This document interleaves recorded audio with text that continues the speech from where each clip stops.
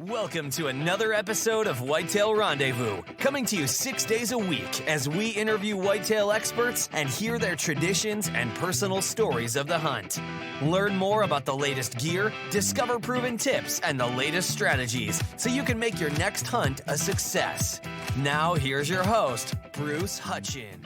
Whitetail Rendezvous is pleased to announce a partnership with GoHunt.com. Who's GoHunt.com? Well, if you're a DIY hunter, you need the information at GoHunt.com/insider. Why? Because it provides 4,200 profiles, every unit, every species, and every season. Furthermore, they give in-depth analysis, interactive maps, unit access, and seasonal trends. Draw odds are very important, and they give you the most accurate information in the business. All this is available when you go to GoHunt.com/insider. Make sure you use promo code WR when you join Insider. You'll get a $50 gift card for GoHunt.com Gear Shop. Remember, when you become a member of GoHunt.com/insider, you're going to get a $50 gift card to Go Hunt Gear Shop. What's in the gear shop? The best gear that you can buy for hunting the West. All in all, if you're hunting out West in 2018, GoHunt.com/insider is where you need to be to get all the research information. When you use promo code WR, Whitetail Rendezvous receives a small commission from GoHunt.com.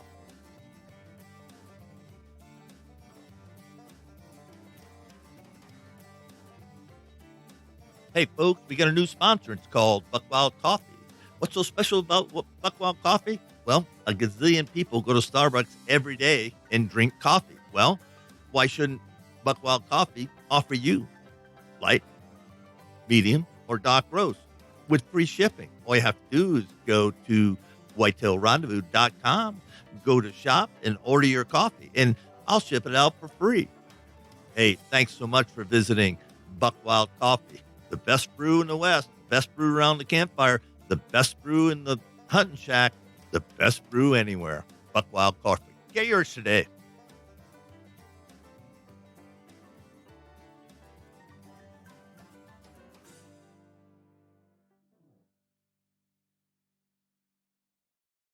Hey, folks, this is the third and final segment with Land Management with Grandpa Ray Outdoors and Mr. John O'Brien.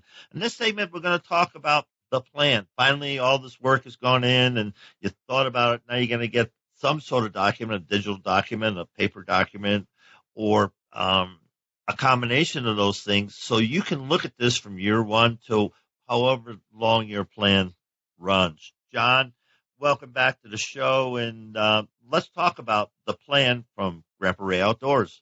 Yeah, if I have somebody where I'm actually stepping on property, hopefully they've had soil samples taken ahead of time. But if they haven't, that's one thing that we've done at times is I've helped people take soil samples as we're walking around, touring the property. Because without a soil sample, I'm just guessing, we're rolling the dice. It's hard to formulate a solid plan.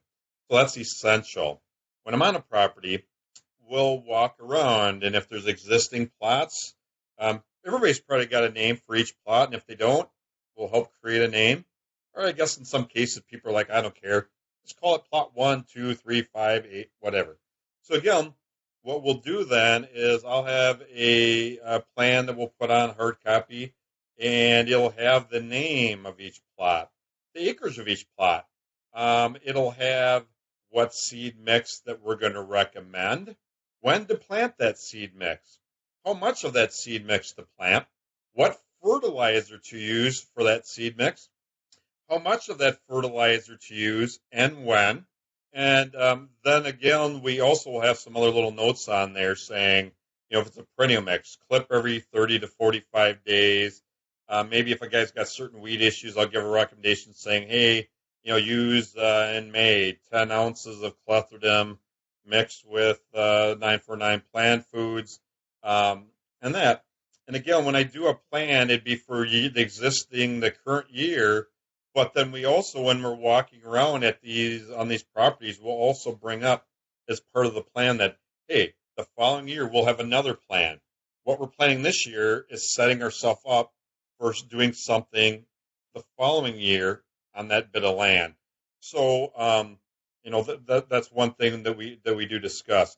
And with technology, whether using HuntStand or Onyx Maps, we have the ability to use the aerial, imagery to create a measurement tool and a shading and a layout where people can look on an email. A picture is like, okay, this is plot 1. It's 0.5 acres. Here's how it is laid out. And, so that also is beneficial, not just with me, short-term, long-term, but also for, the land manager. Because in some of these plots, we might have multiple mixes planted. Just about any plot, we probably want to be considering a scrape line, maybe screening to help get you in your stand, or to make these, plots a little less able to be viewed from a distance by a buck. Trying to also create little doorways, travel corridors, et cetera, to make your property more of a highway. So, so as part of the plan, that's part of the thinking there. So, depending on how many food plots, maybe it's a page, maybe it's 2-3 pages of hard copy where we have all that essential information.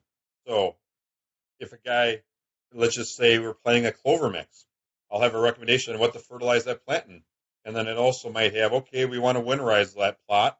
So again, in September, you're going to come back with 0060 straight potassium and add another 100 pounds. So we put a lot of information on the plan that's easy, but yet easy enough to look at, because we could make this rocket science into the average person. They just want to look at it, be able to understand it easily, and apply it. Doesn't need to be a Bible. Doesn't need to be a book. We're just creating a basic plan that everybody understands. How long does, your typical plan last for a person? Because we talked about earlier segments, what if the farmer's growing corn one year and then soybeans the next year and throws in oats the other year and then just sells alfalfa the other year? Yeah, there's 4 years of different food sources that provide different nutrition to deer. And guess what? They know what's on the table. They really do. Yeah. And for me, when it comes to the rotation, plot rotation, crop rotation, it's essential for long-term sustainability. I like it could be an indefinite amount of years, but I kind of like people to think at least 3-year rotation. Case in point, because we're talking right now about habitat, right? Habitat could also be a cornfield. Habitat could be a deer and bird mix. Habitat could be a permanent screening. Habitat could be a annual screening mix. So again, that also could be a part of the long-term plan. So you could have a strip. Maybe year 1, it's soybeans. Year 2, it's corn. Year 3, it's a soil builder or a warm season annual mix that you can till down, build organic matter, and then come back in again in year 4 with soybeans and repeat the process. So that's why when we, get started, you got sand ground, you got loam ground, you got clay. Those all come into play as far as what we plant, where to plant, when to plant, and then how many year rotation. When people call you up, okay, we talked about the input sheet or your questionnaires, and they say, typically just to walk my ground, you're not selling me anything, you just to walk my ground, be a consultant, as you so aptly said. What can they expect from that type of engagement? As from when people get a hold of me and I get out on their property, every situation is different. I could spend 2 hours. I could be spending, a day there if that's what needs to be done. What I tend to do is walk the property, communicate with the individual, take a bunch of notes, do measurements where need be, soil samples if need be. But then I also spend, as I leave that property, my brain is working. I maybe come up with some other alternatives. Kind of, maybe we talked about some things out there on the field, but then as certain, as I start thinking about this long-term plan, maybe there's a couple little tweaks that I'm like, God, maybe I need to look at this a little different.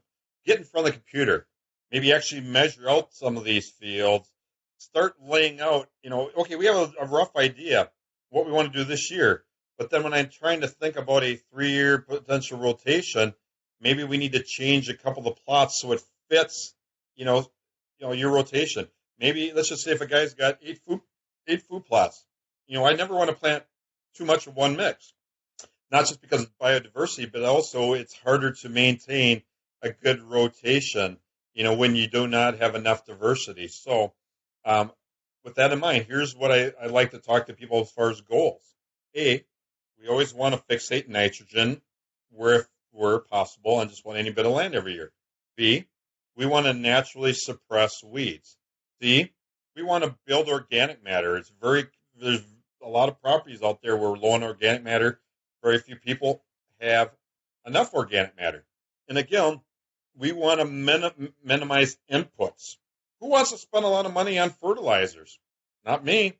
So when we lay out a plan, and remember I brought up nitrogen fixation, but I also talk to people about, okay, you can sequester nutrients by using radishes and some bulbs. They uptake nutrients. When they re-rot back down in February, March, they're re-releasing nutrients. So again, erosion, rain, nutrients can get, eroded and out of the root zone. So there's other factors that come into play that most property managers don't think about. This is the agronomics. This is long-term sustainability. These are things that I consider that, that's my job. That's my consideration why I work out a plan the way I do, besides, hey, this would be a great mix to plant in this area because the deer will come here. They'll love it. You'll shoot a deer. That's short-sighted, short-term thinking. We don't want to ever mine the soil. We want to maximize any bit of fertilizer we put down. We want to have as much growth of whatever we decide to plant as we can. And again, as part of that equation, we don't want the deer to walk super far to get to these areas. What does that mean? We need to lay out bedding areas, whether it be stump cutting, hedge cutting, perennial warm season native grasses, annual warm season cover areas. They could, like I said, they could be part of the rotation. They could complement the rotation. But as you mentioned in the past, and so many people talk about, what do we need? Food, bedding cover, water. We need it close. We need it accessible. We need it to be quality. That's all part of the plan. It's all part of my thinking. So typically when somebody does call you, when you decide you're going to go on the ground, do they give you a deposit or just say, I'll come by and look? I mean, you can't be going all over the country. You talked about going out to PA. So, how does that work? Because, people don't know. They say, hey, I'll call up the seed guy. He'll come walk my thing, sell me some seed and fertilizer, and then I'm on my own. I mean, it's confusing to me. Yeah. Well, it depends if you're Bruce Hutchin or a good buddy of yours or somebody that's been a long-term customer that you trust. Not so worried. If it's somebody I don't know from Adam, I do like to have a deposit. And moving forward, we're going to be doing things a little different with charging, and that's something that as I'm getting to have more demand throughout the United States, there's a lot of demand on my time. So again, we're going to have to do things to be a little bit different. To be fair, not just to the other properties that I am trying to schedule on, but also to be fair to myself. And I need to be more of a planner. But part of the process to be cost effective for our customers is I try to schedule multiple visits in certain areas. So I know, Bruce, you got property over there, in southwest Wisconsin. And, again, if you're like, John, I need to get you out there. And I also know that there's maybe another guy or two that has also wanted me to get on that property in that area. We try to schedule it the same day so we can share the mileage among, each of the 2 or 3 property owners. They'll be more efficient, cost effective for each of you guys, but also it's easier for me. Don't have to go back and forth as many times. And again, I'm blessed that I got a very busy schedule, and it's great to plan. Everybody should plan more. Makes life less stressful, right? Yeah, it really does. And I'll just throw this out. If you haven't considered somebody to come and put eyes on your ground on the land management, this is the year to do it. This is the month to do it. We're in April. You get cracking. And the other thing, and I always smile at this when I'm talking to people at shows. They go, "Well, I know all about that." Well, here's one thing that I'm going to throw at you, Bruce. When's the great, because like guys like, Ard Helen, I mean, he loves being on properties like February, March. Okay. For me, when's a great time to have John on a property? Well, I like to say any time. I've had some interesting cases this year where one property, because when you schedule, right? I've been on a property where it's 20 below zero. We did a lot of good things. I don't love 20 below zero being on a property, but we did it. It worked. I had another case, no snow on the ground in south central Wisconsin, got a little bit farther north, north central, and I was expecting no snow on the ground, fly around 500 acres, have a great time, do a lot of good, get out of there. Within 100 yards of the cabin, we got stuck. 12 inches of snow on the ground yet. So I had to walk the property with a guy, and every step we're sinking 8 inches deep. And so, again, different perspective. If I'd have been there a month later or in July, it's a different perspective. Ideally, I'd like to have my foot on the ground where I can see the soil compaction, see if there's any weed challenges and that. But again, I could be on a property anytime. Case in point, maybe I can't get onto Bruce's property until June 1st. What's the advantage of being on the property of June 1st? If you have existing growing perennial clovers at June 1st, I'm like, I could see the problem areas on your property. Maybe there's some plant health issues. Maybe there's some poor growth issues. Maybe you got very little growth in one area. I'm basically at that point in time, I become a crop scout. I really get a feel for your soil types based on what's actually growing. Versus if I'm out there in February, the biggest advantage of February is we don't have all the leaves out there. We can see the travel areas maybe a little bit better before the spring green up. We maybe can see, the bedding, and where the deer are bedding a little better at that time of year versus in June. Plus, in some areas of Wisconsin, I'm not getting eaten alive in February versus June. The mosquitoes are probably killing us. And so we're maybe not quite spending as much time really dialing things in because we're like, we got to get the heck out of here. We're getting eaten alive. So could it be August? Could it be September? There's always good that can be done at any time of year, depending on where you live. You're going to get whole different answers, whole different type of scouting. But then again, the end result is you're still getting valuable information. Yeah, it's just interesting. I'm sitting here and out in Colorado, folks, and snow's blowing through, and thinking about a great time to scout for deer. I used to love was the January February time, because the trails were there. They were going from bedding to food. That's just what it was. So there's no secrets to that, and that brings me up. In your plan, I broke it. I like to think you break it down into quarters, and it encompasses everything. So what am I going to scout? What areas am I going to start shed hunting? Where have I found sheds before? I mean, it just doesn't stop. John, your thoughts about that? We're going to wrap up the segment. Yeah, when to scout, how to scout. Again, that's the great thing with February, March. You can accomplish two things at one time. You could be shed hunting, right? But also we could be seeing areas where, maybe we need to, move our stand to a different tree because maybe their travel quarters moved. Maybe you're responsible for that travel pattern moving. Hopefully not. And again, maybe when I'm out scouting some of these properties for people, if I'm walking around and all of a sudden that deer stand sticks out like a sore thumb, maybe it's sticking out for the deer. Then again, I'm walking around, I'm like, well, where's your stands? And the guy's like, oh, it's right there. And I have to really look to find it. Then I know that, you did a great job, because if I'm not seeing it, the deer probably is not seeing you in that area too. So when are you going to want to move these stands? It's probably a good time to be getting it done before it gets to, beyond April, maybe May, because what we want to do is not go into these. This is probably the only time of year we want to go into those sanctuaries, core areas. We can scout it. Let's not go back in there again. Each guy, let's say, hey, we're committed. We're not going in these areas at this date. So that's the one advantage of getting out there, in February through April is like, what? Let's move our stands. Let's scout. Let's look for sheds. Let's, if we're going, maybe there's some trail cameras because of technology. Maybe you got the cellular camera where every time a deer walks past, it takes a picture, it sends it to your phone. And so you don't have to walk in these areas. You already know what's going through those areas. there's some areas that maybe there's a little food plot in the middle of this isolated area that you plant it, it's a perennial, maybe you fertilize it once a year, you don't go in there. You don't need to go in there. You don't want to go in there. So, that's the one upside of some of this technology is we can do a lot of scouting, get a lot of information without actually putting our foot in the ground after that, a certain time during the year, and that really helps tilt the table for us. So, John, somebody's interested in following up with you.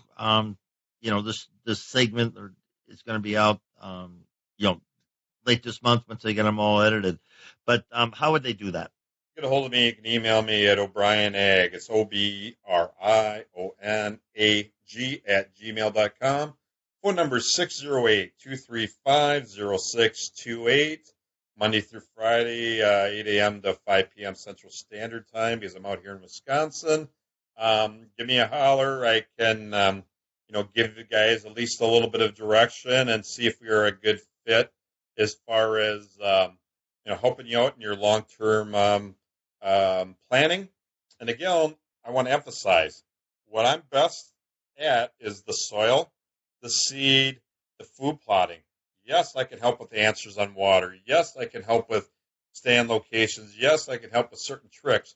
But if you're wanting advice on forestry, what trees to cut, whether you're stump cutting, hedge cutting, there's guys that do a much better job, like with Art Helen. If it's water, there's other guys like Zach Oss out there that if you really want to dial in with more specific, educating, setting up your plan, consult those guys. Because, again, what my specialty is the soil, the seed, the rotations, the fertilizations, the overall health of your food plot areas. And with that, we're going to wrap up this segment of land management with Grandpa Ray Outdoors and Mr. John O'Brien from Madison, Wisconsin area. And John's been a good friend. He's been on the show many times. And John, again, I just thank you so much for being part of my journey here at Whitetail Rendezvous. And I can't wait to see you in a few weeks. We'll get together somehow, some way when I'm out there picking up my stuff in my new truck and maybe hunting some turkeys. Sounds good, Bruce. Thanks for giving me the opportunity to speak at everybody out there. Hey, folks, a special edition of Whitetail Rendezvous is coming. I've asked 3 companies, Land & Legacy, Rackology, and Grandpa Ray Outdoors, to be part of a series on land management and food plots. So the next few episodes, about 18 of them, in fact, are going to be about either land management or food plots. Why? Because people have been asking me a lot of questions. So I went out and chatted with some guys, and Adam Keith and Matt Dye from Land & Legacy is joining the crew. And at Rackology, we have Jason Obermiller and Eric Fitzgerald. And rounding out the team is Grandpa Ray Outdoors with John O'Brien. Each of them is going to bring a different flavor on what is land management, what are food plots, why you need them, the pros and cons. So listen up to this next series, and I sure hope you like them. If you like them, let me know. If you don't like them, let me know what I can do better. Thanks. Thanks for joining us. Be sure to tune in tomorrow for another episode of Whitetail Rendezvous, where you can listen and learn from the experts so you can be more successful on your next hunt.